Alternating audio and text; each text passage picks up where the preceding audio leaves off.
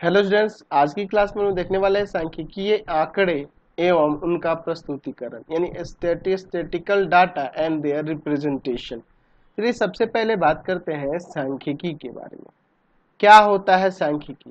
देखिए, सांख्यिकी का शाब्दिक अर्थ होगा संख्या से संबंधित शास्त्र। संख्या से संबंधित शास्त्र, संख्या से संबंधित शास्त्र यानी कि ये ऐसा ज्ञान होगा जिसके अंदर हम लोग संख्याओं से संबंधित और संख्यात्मक आंकड़ों से संबंधित हम लोग चीजों को देखते हैं। ठीक है ना जी? यानी कि संख्या से संबंधित शास्त्र, संख्या या सांख्यिकीय आंकड़ों से संबंधित जो हम लोग इसमें ज्ञान प्राप्त करेंगे, जिन चीजों के बारे में देखेंगे, वही आपकी सांख्यिकी कहलाती है। तो उन संख्या से संबंधित शास्त्र के अंदर हम लोग क्या क्या करते हैं, उसमें हम लोग आंकड़ों का किस प्रकार से प्रयोग करते हैं। ठीक है, तो हम लोग यहाँ पे लिख सकते हैं इसकी परिभाषा इस प्रकार से कुछ कि सांख्यिकी विज्ञान की वह शाखा है, विज्ञान की वह शाखा है जिसमें आंकड़ों का एकत्रीकरण आंकड़ों का एकत्रीकरण, वर्गीकरण, प्रस्तुतीकरण, विश्लेषण एवं व्याख्या की जाती है, वही आपका क्या कहलाता है? सांख्यिकी कहलाता है। ठीक है, फिर इस परिभाषा को थोड़ा समझिए। सांख्यिकी विज्ञान की वह शाखा है जिसमें आंकड़ों किस प्रकार के आंकड़े हो सकते हैं? जैसे मान लीजिए मैं कह रहा हूं कि कक्षा 9th के आप क्या करेंगे कि आपकी क्लास में कक्षा 9th में कितने विद्यार्थी हैं, उन सबके नाम और उम्र लिख लीजिए। तो हमने एक आंकड़ा तैयार कर लिया कि नहीं? वो आंकड़ा हो गया। तो उसको मैंने इकट्ठा किया, उसी को इसका एकत्रीकरण कहलाएगा। और मैं क्या करूंगा कि हो सकता है मैं वहां पे देखूंगा कि एक जैसे उम्र के बच्चों को, या है ना, एक साथ इकट्ठा करें, या ए से नाम शुरू होने वाले, बी से नाम शुरू होने वाले, सी से नाम शुरू होने वाले अलग अलग, है ना। जैसे मान लीजिए ए से आपका अमर हो गया, है ना, अजय हो गया, अनुज हो गया, इन सबको एक जगह रख लिया। बी से नाम शुरू होने को, है ना, एक जगह रख लिया। सी से नाम शुरू होने वाले को एक जगह रख लिया। इस तरह से हम लोग उनको अलग अलग वर्गों में बांट सकते हैं। कई तरह से हम लोग वर्ग वहां पे बना सकते हैं। तो सांख्यिकीय आंकड़ों को इकट्ठा करना, है ना, उनका वर्गीकरण करना, उनको रिप्रेजेंट करना, प्रस्तुतिकरण करना। तो प्रस्तुतिकरण यहाँ देख लीजिए, चैप्टर में नाम देखने को मिल रहा है, सांख्यिकीय आंकड़े और उनका प्रस्तुतिकरण। यानी कि इस चैप्टर में हम लोग आंकड़ों का प्रस्तुतिकरण ही करना सीखेंगे। अब वो कैसे प्रस्तुतिकरण करेंगे उसके बारे में हम लोग बाद में बात करेंगे। ठीक है, विश्लेषण करना, है ना जी, उसका विश्लेषण करना, व्याख्या करना, ये सारे काम हम लोग उसके अंदर करते हैं। ठीक है, चलिए, तो हमने तो यहाँ आंकड़े के बारे में समझ लिया कि जो हम लोग क्या करते हैं, कोई डाटा तैयार किए, किस प्रकार का वो डाटा होना चाहिए। तो जो डाटा होना चाहिए वो संख्याओं के रूप में व्यक्त होनी चाहिए। जो हमें आंकड़े प्राप्त होंगे कैसे होनी चाहिए? संख्याओं के रूप में व्यक्त होनी चाहिए। ये नहीं कि कथन के रूप में व्यक्त हो, नहीं, कथनों के रूप में नहीं होना चाहिए, संख्याओं के रूप में होना चाहिए। और उसको आप क्रमबद्ध तरीके से होना चाहिए। वो एक दूसरे से क्या होना चाहिए? संबंधित होना चाहिए। जैसे मान लीजिए मैं कह रहा था अभी आपको कि कक्षा 9 के जितने भी विद्यार्थी हैं उनकी आयु के लिए एक डाटा तैयार करो। तो हमें पता है ना कि सभी का हमने वहां आयु लिया है, तो एक दूसरे से संबंधित है, है ना जी। वहां पे हम लोग आयु को देख रहे हैं, तो ये सब तरीके से होना चाहिए। तो आंकड़े जो होते हैं ना, वो जो आंकड़े हम इकट्ठा करते हैं वो दो प्रकार के होते हैं। कौन कौन से होते हैं? आंकड़े दो प्रकार के होते हैं। पहला होता है प्राथमिक आंकड़ा,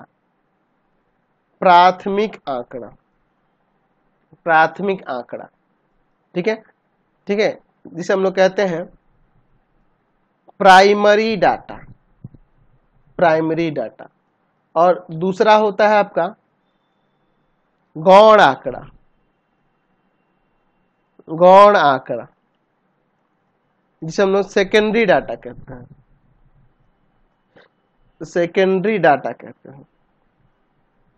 ठीक है, क्या होता है प्राथमिक आंकड़ा?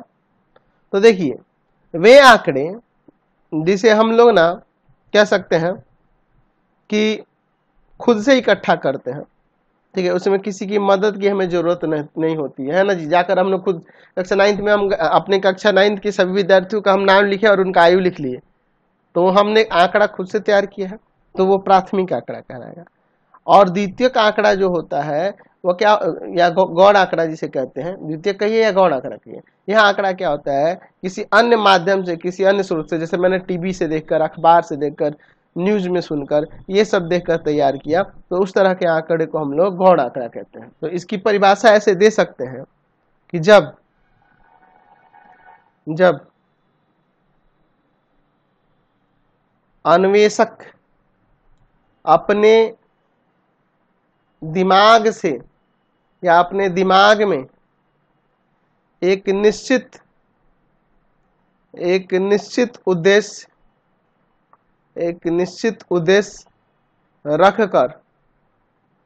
रखकर सूचनाओं को एकत्र करता है, तो इस प्रकार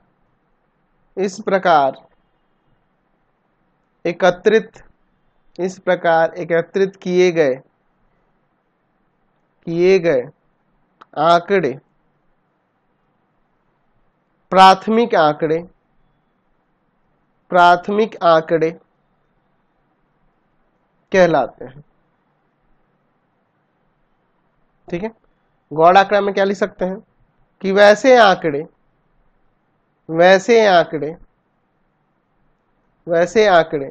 जो अन्वेषक के अलावे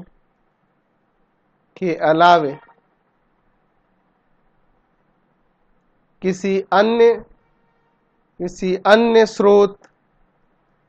अन्य स्रोत से एकत्र किए गए हैं, तो ऐसे आंकड़े गौण आंकड़े कहलाते हैं। ऐसा आप लिख सकते हैं। चलिए, अब इस चैप्टर में हम लोग कुछ ऐसे भी पद देखेंगे जिनकी परिभाषा हमें पहले जानना जरूरी है। तो चलिए उन पदों के बारे में जानते हैं। सबसे पहले बात करते हैं चर, जिसे हम लोग वेरिएबल कहते हैं। वेरिएबल क्या होता है? वेरिएबल, मैं यहाँ कह रहा हूं कि कक्षा 9th के 10 विद्यार्थियों की आयु यहाँ वर्षों में, ठीक है ना जी, आयु हमने वर्षों में ले लिया। जैसे मैं ले लेता हूँ यहाँ पे एक ले लेता हूँ 15 साल, 14 साल, 13 साल, 14 साल, 15 साल, 13 साल, 12 साल, 13 साल, 14 साल और 15 साल। जैसे कितना हो गया? टोटल 10 को हो गया ना जी। तो ये 10 विद्यार्थियों की आयु मैंने ले लिया। तो ये हर एक को हम लोग यहाँ पे क्या कहेंगे? चर कहेंगे। ठीक है, भिन्न भिन्न ये जो प्रेक्षक देख रहे हैं, ये जो आंकड़े जो देख रहे हैं, इसी को हम लोग क्या कहेंगे? चर। ये भी चर है, ये भी चर है, ये भी चर है, ये सब चर कहलाएंगे। ठीक है ना जी। यहाँ पे लिख सकते हैं चर क्या होता है जी। यहाँ लिख सकते हैं कि वह राशि जिसके भिन्न भिन्न मानों से किसी प्रेक्षण में आंकड़े संग्रह किए गए हों या संग्रह किए जाते हैं,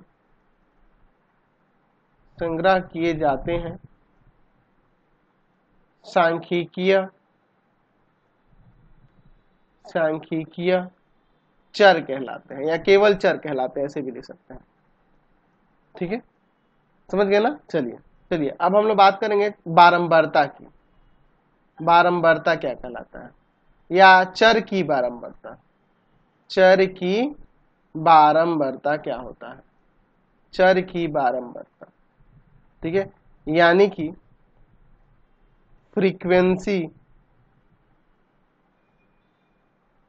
फ्रीक्वेंसी ऑफ द वेरिएबल। ठीक ठीक है ना जी, फ्रीक्वेंसी ऑफ द वेरिएबल। जैसे देखिए यहाँ पर मैंने ये जो चर लिखे हैं, किसकी बारंबारता कितनी बार है। जैसे मान लीजिए 15 है, तो इसमें 15 कितना बार है, एक बार, दो बार, तीन बार। तो जितना बार आया वही उसकी बारंबारता, यानी कि 15 की बारंबारता 3 हो जाएगी। 12 कितना बार है, एक बार है, तो इसकी बारंबारता 1 हो जाएगी। तो यहाँ पे लिख सकते हैं किसी किसी प्रेक्षण में कोई चर मान, चर लिखो या चरमान लिखो, कोई चरमान कितनी बार, या लिख देते हैं जितनी बार आए, जितनी बार आता है, जितनी बार आता है वही चर मान की बारंबारता कहलाती है, चर मान की बारंबारता कहलाती है। ठीक है ना, जितना बार आएगा वही उसकी बारंबारता हो जाएगी। समझ गए, कोई दिक्कत नहीं है। अच्छा, वही अगर बात करेंगे यहाँ पे संचयी बारंबारता की, संचयी बारंबारता की यहाँ पे लिख देते हैं कि चर मान की संचयी बारंबारता, चर मान की संचयी बारंबारता क्या होगी, संचयी बारंबारता। ठीक है, यानी कि यहाँ पे लिख सकते हैं कि फ्रीक्वेंसी, कम्युलेटिव फ्रीक्वेंसी ना जी, cumulative frequency, cumulative CUM, cumulative frequency, cumulative frequency of the value of the variable. क्या होता है कम्युलेटिव फ्रीक्वेंसी। ठीक है, तो देखिए मान लीजिए अगर मैं यहाँ पे कहूँ इसी में कि मैं कहूँ कि यहाँ पर मैं कह दूं कि 13 की कम्युलेटिव फ्रीक्वेंसी, तो 13 कितना बार है उसकी बारंबारता, 13 की बारंबारता, और उसके छोटे चर मान जो होगा, तो उसका छोटा चर मान क्या है, 12 है। तो 13 की बारंबारता 3 बार, 3 है, और 12 एक बार है, तो टोटल इसकी कम्युलेटिव फ्रीक्वेंसी 4 हो जाएगी। यानी कि जिसकी भी कम्युलेटिव फ्रीक्वेंसी पूछेगा उसकी बारंबारता और उससे छोटे वाले जितने भी चर मान होंगे उनकी बारंबारताओं का योग जो होगा कम्युलेटिव फ्रीक्वेंसी। जैसे अगर मैं कह दूंगा कि यहाँ 14 की कम्युलेटिव फ्रीक्वेंसी क्या है, तो देखेंगे 14 कितना बार है, एक बार, दो बार, 3 बार। तो 3 बार 14 है, उससे छोटा देखिए 13 है जो भी 3 बार है, फिर 12 है जो कि 1 बार है। तो टोटल मिला के इसकी 14 की संचयी बारंबारता होगी, कम्युलेटिव फ्रीक्वेंसी वो 7 हो गई। ठीक है, तो यहाँ पे इसकी लिख सकते हैं परिभाषा में कि किसी प्रेक्षक, किसी प्रेक्षण में चर के किसी मान की संचयी बारंबारता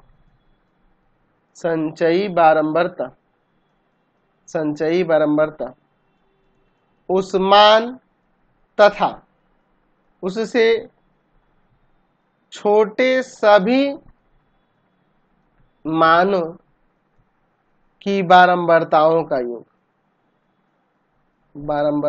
का योग होता है। ठीक है, समझ गए। चलिए अब हम लोग बात करेंगे कि सांख्यिकीय आंकड़ों का जो हम लोग प्रदर्शन करेंगे वो किस प्रकार से करेंगे। तो मैं यहाँ पे हेडिंग दे रहा हूं, आंकड़ों का प्रदर्शन। ठीक है, अब देखिए यानी कि रिप्रेजेंटेशन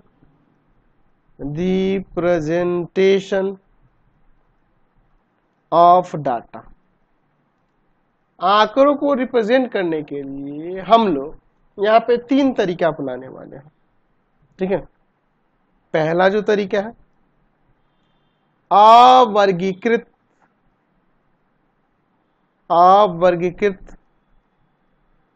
आंकड़े, इस तरीके से, यानी कि रॉ डाटा के रूप में, आप इसे ऐसे भी लिख सकते हैं कि जब आंकड़ा बारंबारता बंटन के रूप में ना हो। ठीक है, तो जैसे ये पहला हो गया। दूसरा हो जाएगा अवर्गीकृत, अवर्गीकृत बारंबारता बंटन के रूप में,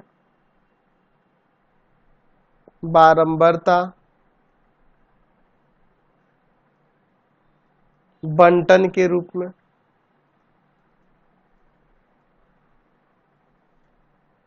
ठीक है, यानी कि यहां पे लिख सकते हैं अनक्लासिफाइड, अनक्लासिफाइड फ्रीक्वेंसी डिस्ट्रीब्यूशन। और तीसरा हो जाएगा वर्गीकृत आंकड़ा, यानी कि क्लासिफाइड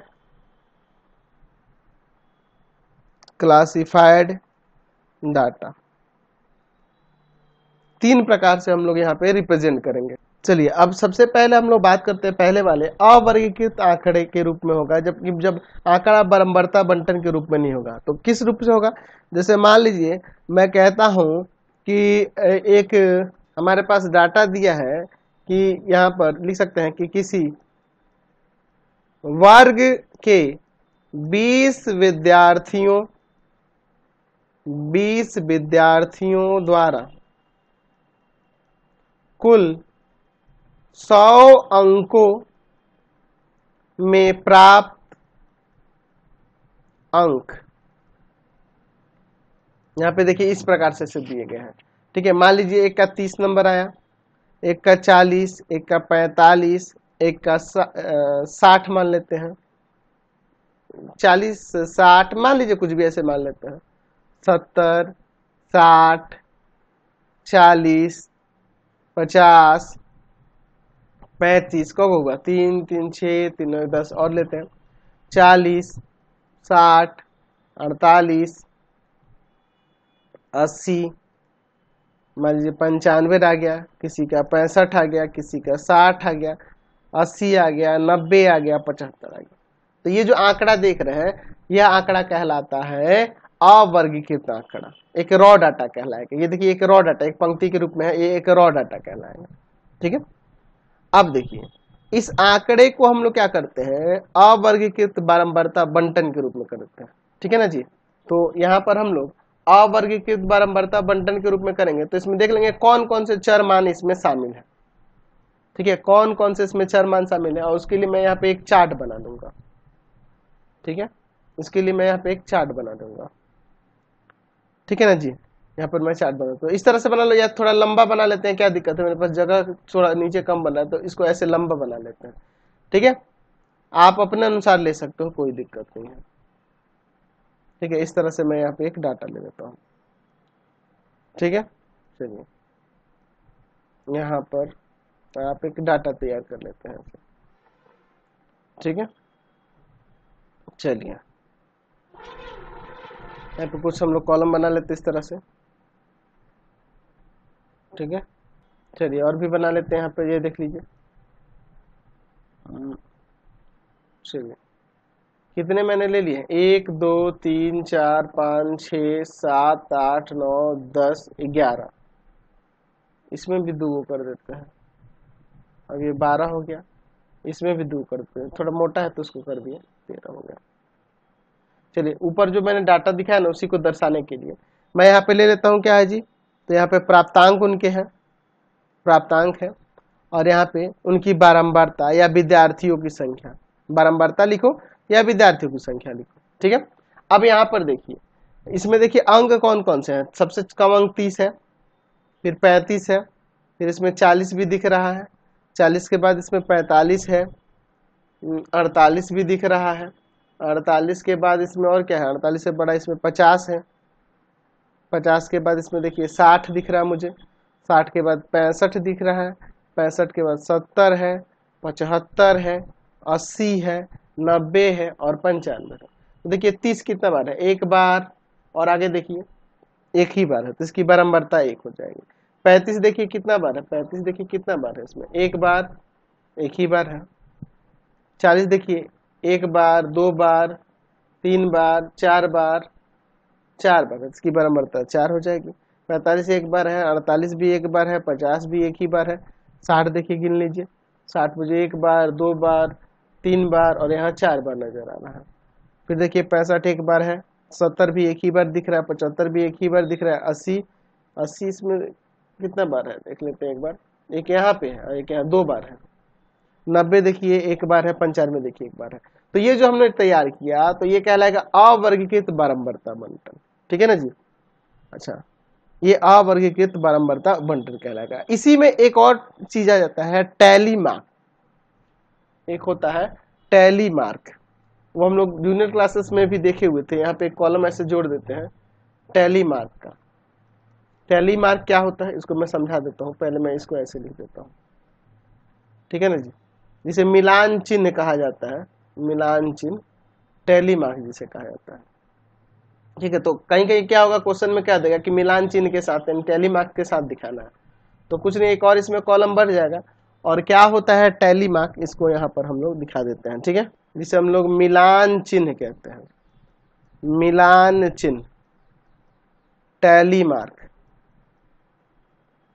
टैली मार्क। तो जो हमारे पास बारंबारताएं हैं ना उन्हीं को दर्शाने के लिए हम लोग इसमें प्रयोग करते हैं। जैसे एक को दिखाना होगा तो उसको एक ऐसे दिखाएंगे, दो के लिए ऐसे 2 लकीर, तीन के लिए ऐसे 3 लकीर, चार के लिए 4 लकीर, और 5 के लिए 1 2 3 4 और ऐसे काट देंगे तो 5 हो जाएगा। 6 के लिए ऐसे 5 हो गए और एक ये, फिर यही आगे रिपीट होते रहता है।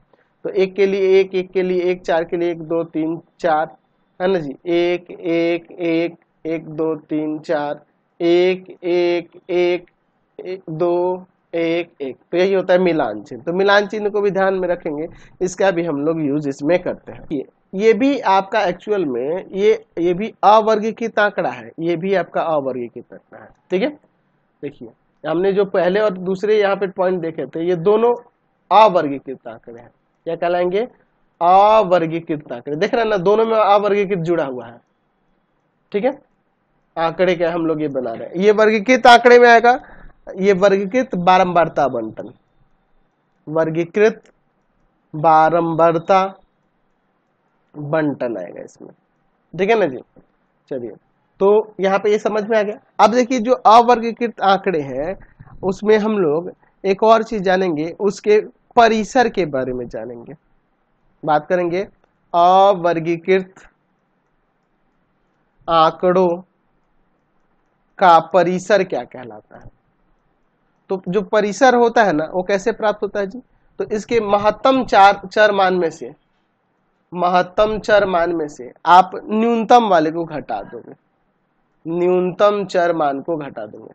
तो देखो इसमें सबसे बड़ा जो है आपको 95 दिख रहा है और सबसे छोटा 30 दिख रहा है, तो घटा देंगे तो 65 यहाँ पे इसका क्या हो जाएगा, यहाँ पर परिसर हो जाएगा। तो समझ में आया। तो चाहे आप रॉ डाटा ले लीजिए और चाहे अवर्गीकृत बारंबारता बंटन के रूप में भी होगा, तो दोनों कंडीशन में इसी तरह से महत्तम में से न्यूनतम वाले को घटा देंगे तो हमारा क्या निकल जाएगा, वहां पर उसका परिसर हमें प्राप्त हो जाता है।